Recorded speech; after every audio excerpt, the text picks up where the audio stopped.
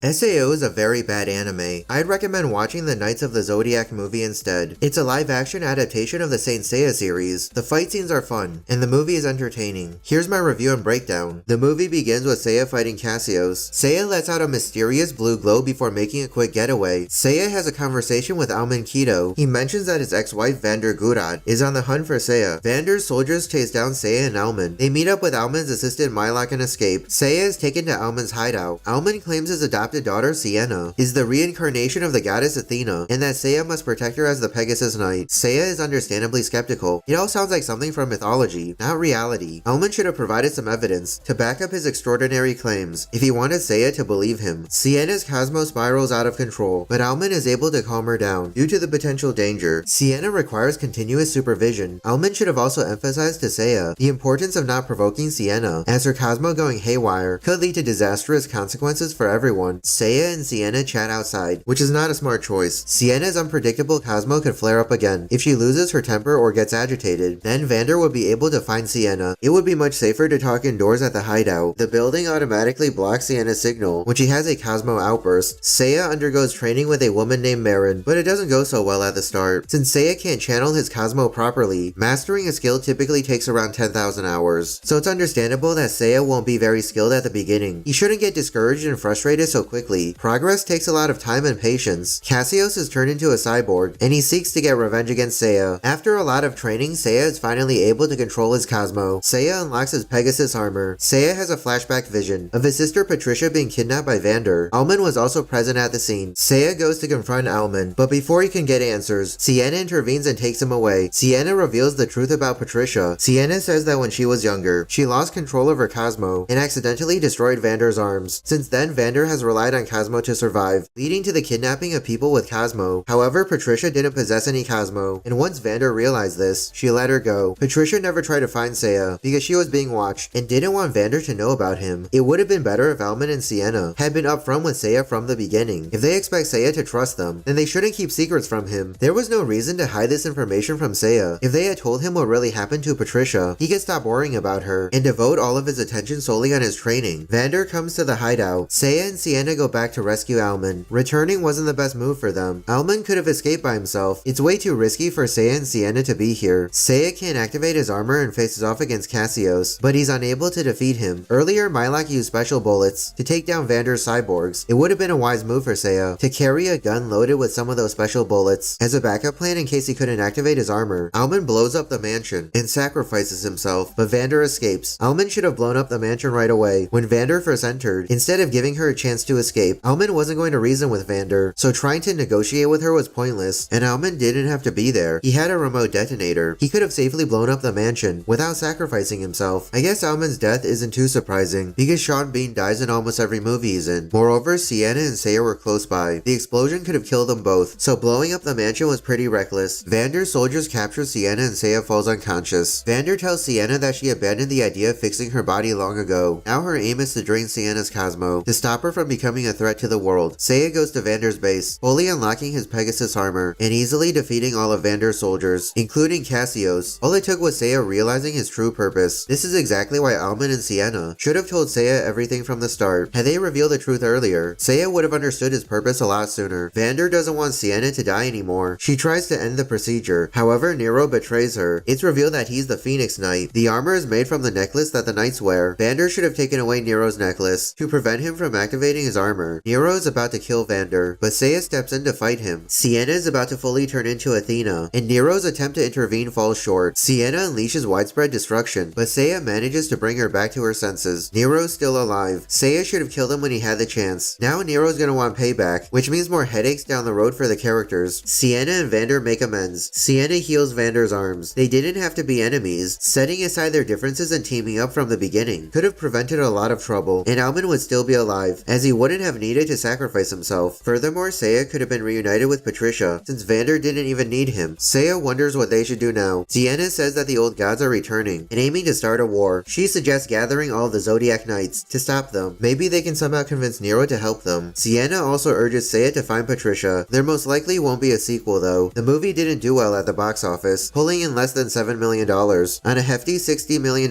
budget, a real financial letdown. Additionally, here are some more good things about the movie. The narrative narration at the beginning here gracefully infuses the movie with a mesmerizing touch of majestic grandeur akin to the Lord of the Rings movies. Prepare to be awestruck by the mind-blowing effects that ignite the screen, while this extraordinary film unravels an intricately woven tapestry of knowledge, delivering a concise and accessible experience that enlightens and spellbounds. Makenyu flawlessly embodies the indomitable spirit of a resilient and tenacious street orphan. Makenyu also lends his own voice to the character of Seiya in the Japanese dub, infusing every line with a blend of passion and unmatched talent. In addition, Ryusei Iwata portrays the younger Seiya with nuance. This cage fight immerses you in the raw intensity of each punch and kick, masterfully conveying the palpable weight and impact. The commitment of the actors shines through, leaving no doubt that they themselves bring this exciting scene to life without relying on stunt doubles, heightening the thrill and admiration for their performance. Andy Ching expertly orchestrated the fight sequences and stunts, elevating the movie with his exceptional coordination. Cassius bears a tattoo on his arm, portraying the enigmatic Ophiuchus, a man clutching a serpent. This is a subtle reference to his mentor in the source material, Ophiuchus Shayna, and a delightful Easter egg for ardent fans of the Saint Seiya franchise. Nestled among the artifacts displayed here is the Medusa shield, an exquisite relic wielded by the legendary Perseus Algol. This is yet another fantastic Easter egg for the fans. The devotion and reverence the filmmakers demonstrate for the franchise and its cherished source material are unmistakable. Madison Eisman enthralls viewers with her portrayal of Sienna. She captures the character's multifaceted essence. Eisman seamlessly transitions between vulnerability and fierce willpower. This showcases her excellent range and ability to convey various emotions, solidifying her status as an outstanding actor. Sean Bean's exceptional portrayal of the father figure in this film stands as a true testament to his impressive talent. With his masterful acting, Bean's performance boosts the resonance of the movie. Nero's chain earring is an intentional nod to his sibling in the source material, Andromeda Shun, whose ability is controlling chains. This clever connection kindles an electrifying spark of anticipation and fond remembrance for fans of the Saint Seiya franchise. Famke Janssen delivers a fearsome performance as the movie's main antagonist, commanding the screen with an aspect of chilling menace and intimidation. The decision was made to transform the character from a male to a female, ultimately enriching the narrative and injecting a new level of diversity. The effects depicting the Cosmo are wondrous, reminiscent of the invigorating battle auras seen in well-known anime series like Dragon Ball and JoJo's Bizarre Adventure. This profoundly moving conversation between Seiya and Sienna encapsulates their phenomenal character development and the bond they've forged as they transcend their initial discord and grow closer in their evolving relationship. Sienna's thoughtful gesture of packing food for Seiya reflects a touching display of compassion, particularly considering Seiya's earlier admission of uncertainty about his next meals. The movie astounds with its breathtaking background scenery. The floating rocks evoke a sense of wonder. This adds an extra layer of beauty to the film. This movie excels in harmoniously integrating real locations with visual effects. Rather than being confined to a studio, they opted to film on location in Hungary. The movie showcases stupendous fight choreography that elevates the action sequences. Audiences should be fascinated by its incredible execution. With each riveting fight scene, the film becomes a stirring spectacle, resulting in an entertaining cinematic experience that keeps audiences on the edge of their seats with its sensational combat. Seiya emerges as an exceptional protagonist, avoiding the pitfall of being a one-dimensional Gary Stu. Seiya navigates a path filled with challenges and growth, putting in significant effort and relentless training to unlock his true potential. This adds depth to Seiya's character arc and provides a refreshing twist on the typical hero archetype. Seiya and Sienna share a tender connection, their mutual experience as outcasts enabling a keen understanding of each other's emotions. The weight of their struggles resonates as they strive to break free from the cycle of disappointment and letdowns, fostering a bond grounded in empathy and a desire to find acceptance. This stylized action scene is undeniably fun to watch, amplified by Mark Dacascos' marvelous martial arts prowess, exhibiting his exceptional fighting skills. This rematch between Seiya and Cassius is awesome. Their augmented strength and formidable powers intertwine, resulting in an exponentially more ferocious battle than before. Brace yourself for an intensified display of action and brutality. It's truly savage how Cassius continues to pummel Seiya, even though he's already won the fight. Bean once again finds himself in a precarious situation as his character meets an untimely demise. It seems that the unfortunate fate of Bean's characters has become a running gag. Seiya is engulfed in sorrow as he carries the weight of his sister's unaided past and the recent failure to protect Sienna. You can't help but feel sympathy towards him. Seiya's journey towards healing culminates as he confronts his past self, finally uncovering the strength to embrace the truth that absolves him of any blame. The sheer pathos of this scene touches the heart, leaving an indelible mark as Seiya learns to let go and forge ahead, illustrating self-forgiveness and the resilience of the human spirit. The movie has amazing costume design, particularly the striking armor. The filmmakers went above and beyond, drawing inspiration inspiration from ancient Greek armor and seeking guidance from European blacksmiths to ensure the design was both practical and realistic. Against all odds, considering its anime origins, the movie defies expectations, delivering a stunning portrayal that surpasses any fear of it falling short in appearance. The esteemed author of Saint Seiya played an integral role in the film's production, offering valuable guidance and contributing to the meticulous design of the armor. Nero's armor radiates coolness, perfectly complementing his malevolent persona. The dark color and ominous design of the armor aligns with Nero's wicked nature. Nero is quite a daunting villain overall, and Diego Tinoco does a stellar job playing the character. As the fight scene between Seiya and Nero commences, a surge of electrifying energy permeates the air, transporting the audience into a realm where reality and imagination blend together. The fabulous intensity of the unfolding spectacle evokes the sensation of witnessing an anime series manifesting in vivid reality right before their very eyes. Each choreographed movement is executed with precision and imbued with a sense of otherworldly grace. The combatants engage in a mesmerizing display of martial prowess, transitioning between acrobatic flips, lightning-fast strikes, and gravity-defying maneuvers. Their actions appear to defy the laws of physics, as if borrowing the fantastical abilities of anime protagonists. The visual aesthetics further enhance the experience as vibrant colors burst forth, saturating the screen with a kaleidoscope of hues. Dynamic camera angles capture every astonishing moment, providing a front-row seat to the battle. The brawl evokes the stylistic brilliance and kinetic energy of animated fight scenes found in popular anime. What makes this scene truly remarkable is the mastery with which the filmmakers have transcended the limitations of their modest budget. Despite potential constraints, they have managed to create a scene that rivals high-budget productions. Through ingenuity and creativity, the filmmakers have harnessed their resources to deliver a visually stunning and emotionally charged experience. The striking visuals heightens the emotional impact of the scene, intensifying the stakes and forging a deep connection between the audience and the characters involved. With each punch, kick, and dodge, the audience becomes immersed in the drama and the adrenaline-fueled atmosphere, their hearts racing in tandem with the unfolding events. The integration of action and visuals within the scene is a testament to the filmmakers' enthusiasm to their craft. By leveraging their artistic vision and technical expertise, they've conjured a spectacle, delivering a sublime experience. Athena's resplendent dress is a breathtaking beauty that pays homage to its origins in the beloved manga and anime. The costume department masterfully weaves together elements of the source material with touches of timeless Greek mythology, creating an amalgamation that raises the aesthetic. Seiya's steadfast determination shines through as he courageously ventures into peril, risking everything to rescue Sienna. His resolute spirit radiates, leaving no room for doubt that he will stop at nothing to ensure Sienna's safety, embodying an unyielding commitment that inspires audiences. Sienna's proposition of assembling all the Knights of the Zodiac to prevent the impending war initiated by the gods unveils a tantalizing opportunity for future installments. This not only leaves the door wide open for sequels, but also signifies that there's an abundance of untold narrative waiting to be explored. The potential for further adventures is boundless. The end credits dazzle with their elegant design, as the celestial dance of stars and constellations aligns with the essence of the movie. This charming display adds a touch of cosmic wonder, leaving a lasting impression and serving as a perfect finale to the film. The song is Courage by Pink, originally featured on her album titled Hurts to Be Human. The song is a perfect fit for the movie due to its thematic resonance. The lyrics of the song exude a sense of toughness, determination, and inner strength, which aligns with the heroic journey and unwavering spirit depicted in the film. Pink's powerful vocals and lyrics serve to amplify their struggles. The song's uplifting and anthemic qualities further enhance the epic nature of the movie. Overall, Knights of the Zodiac is a breathtaking spectacle that immerses viewers in a world where mythology intertwines with epic battles and relatable characters. From its splendid effects to its heartfelt storytelling, Knights of the Zodiac sets a new standard for anime adaptations on the big screen. The movie's greatest triumph lies in its ability to faithfully capture the essence of the beloved manga and anime while infusing it with a fresh energy. The attention to detail in the costume design, particularly the glorious armor of the knights, pays homage to the source material while exuding a sense of swag that brings these characters to life. Moreover, the merging of traditional Greek mythology with the film's narrative adds a layer of richness, showing the audience a world that feels both familiar and exhilaratingly new. Beyond the visuals, Knights of the Zodiac stands tall with its compelling storytelling and interesting characters. The film strikes a perfect balance between high-stakes action sequences and intimate character moments, allowing us to connect deeply with the knights and their heroic journeys. The tenacity and camaraderie displayed by the protagonists, coupled with their internal struggles, evoke a range of emotions and create a genuine investment in their fates. It's a testament to the skillful direction and performances. Knights of the Zodiac is a remarkable achievement that seamlessly blends awe-inspiring CGI, good storytelling, and beloved characters. It not only does justice to the source material, but also establishes a itself as a standout live-action anime adaptation in its own right. Prepare to be transported into a world of cosmic battles where honor, friendship, and heroism shine brighter than the stars themselves. The intention is to transform this into a franchise, encompassing a total of 6 movies. We eagerly anticipate this realization as it would afford us the opportunity to delve further into this unforgettable universe. With the manga spanning 28 volumes, there remains an abundance of untold storylines awaiting exploration. Furthermore, the initial anime series boasted hundreds of episodes, supplemented by countless sequels, beckoning us with the promise of more captivating content. Well, that's it for this video. If you enjoyed it, make sure to subscribe so you never miss a future upload. Thanks for watching, and I'll see you in the next video.